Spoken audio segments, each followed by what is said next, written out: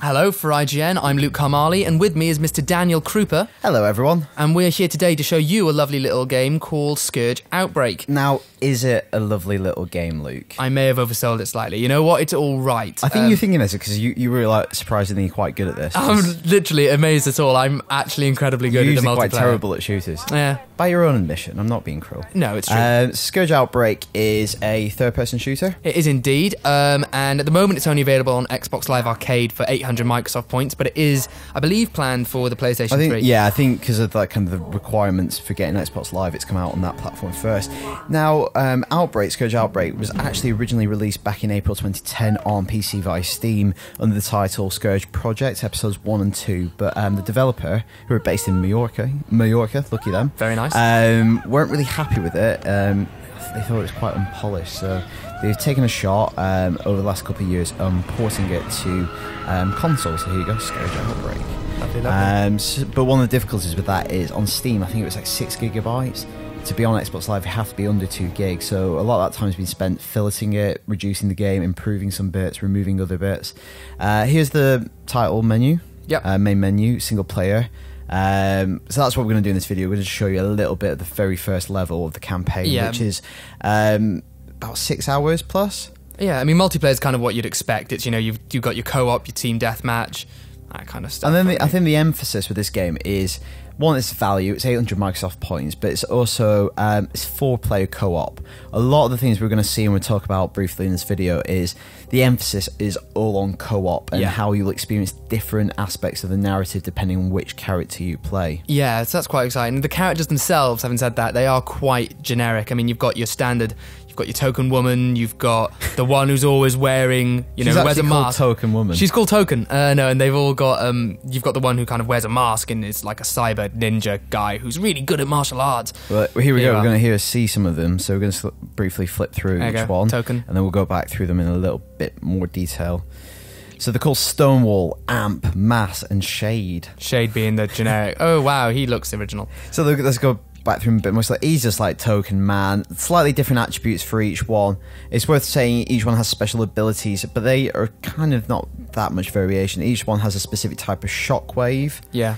And a shield as well. And a shield. Some of these are static, some of the dynamics, so they move with you as you move the character. But really, they're not that special. They're not that unique to the character. Just slight variations of standard powers. Yeah, I mean, when you compare it to something like Fuse, which obviously isn't completely fair, huge different price brackets, but you know, it's much more varied in Fuse. Yeah, he looks very like the nano suit that you get from Crisis and the mask from like Scorpion or something. Yeah, there's a lot of familiarity. There's a lot of kind of tropes and genre touchstones that are kind of recycled by Scourge Outbreak.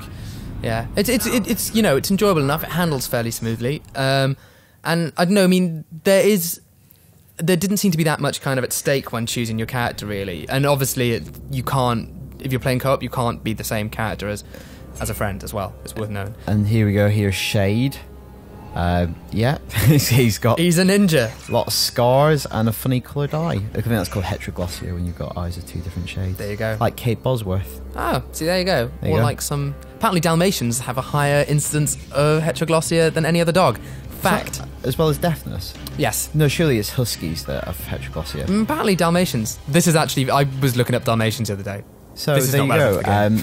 Luke and I will mainly do commentaries featuring facts about genetic variation in dogs. So there you go. Enjoy that. So there you go. This is the first level of the game. This is what you see. We're playing as Shade, but you can play as any of the other characters and indeed be joined by 3 of your friends. Yes. So what's worth saying is when you get to kind of key narrative moments, each character will sometimes experience different parts of the narrative. So you're kind of like piecing it together collectively. Yeah, there's like a flashback to kind of a briefing that they've been given, and each of them have been given different briefs and stuff. So that's quite interesting, and you know, I don't think it has the depth though, really, that you'd want to go back and play as each of the characters. No, I mean, when we were talking to the developers about it, they did make the point. It's kind of to do with, you know, you want to kind of be when you're playing co-op, you want to take it so that you're stopping and together you're working out, trying to piece together the story ahead of time, ahead of revelations, which I guess is kind of It's a nice idea, but in terms of how well it actually works, you're right. So let's get going. It handles very much like, I guess, Gears of War. I think it's a little bit more clunky than that. It's got the roadie run if you hold down A, and you can like barrel roll and take cover in very similar ways. But I think it's just a little bit too kind of clunky compared to those games, which are incredibly slick. Yeah. So here are the four main characters. You've got your standard. It's cover based as well, isn't it? It's cover based, and I think from Project Scourge to Outbreak, they've kind of polished up some of those kind of cover mechanics, which I think in the original weren't too good. Yeah, I mean the weapons are quite. The weapons kind of do what you'd expect them to do, right? Which is all right. Yeah, I think the weapons are fine. I think they lack, I keep saying the comparison, but it is very reminiscent of Gears of War. I think if you look at the armor on some of these characters, very reminiscent of like the cogs, especially the big heavy guy who's got the blue face paint. That's very cog-like armor. Yeah. It's very chunky. It's very muscular. I think the weapons are just kind of don't have the character of something as, like the Lancer does. No. The Lancer is an iconic video game weapon, but I don't think any of these weapons really have that kind of, idiosyncrasies to them. Yeah, what did you find about the AI? How did you find that? I thought they were, I found none of my companion AI was particularly annoying. They were kind of always very reliable in helping you out. They don't kind of wander off, so that's definitely a plus, because I think that's always really frustrating. Yeah. But it is very clear to me that Scourge Outbreak is designed to be played with your mates. And, for the price of 800 Microsoft points, it's not asking too much of your friends if you want to play it together. Yeah. See, the water looks just a bit... Well, it's using Unreal Engine 3, but I don't think they're really getting the most out of it. Like, they said that it was AAA production values, but I think that's possibly a bit generous. Yeah. It's fine enough. You're getting experience points as well there for kills. What do they do? Slight unlockables, but I think it's also incentivizing competition between you and your mates. Once you get to every major chapter, you'll get screens comparing kills. I think it's kind of friendly rivalry. Yeah, it's like kind of encouraging you to get more kills and stuff. This is during the cutscene where it's kind of like enforced walking. Yeah. Oh bless. It's fun enough. We played a multiplayer session, I think, for 2.5, 3 hours or something, and it was, it's fun. I mean, I loved it. I was winning, but it's nothing. It's nothing I haven't played before, which is a bit of a downer. And especially, I mean, again, as you said, the good thing about it is it's cheap, and it's by no means an ugly game. I think in some moments it looks better than others. It looks like an Unreal Engine 3 game. It looks like one of those.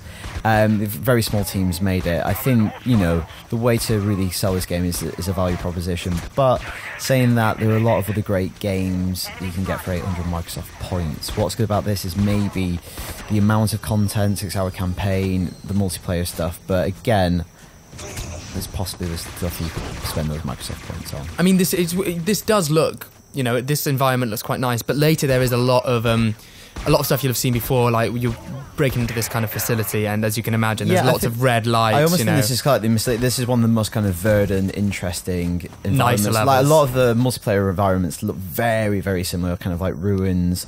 Sort of. If you like grey and brown, you were in for a treat, my friends. I think a lot of games on this generation, if you like grey and brown, you've been. And again, the Unreal Engine 3 has been especially designed to work with those colours. So yeah, it's all right. So I'm just sniping people from a distance. Yeah, skills. I'm a coward.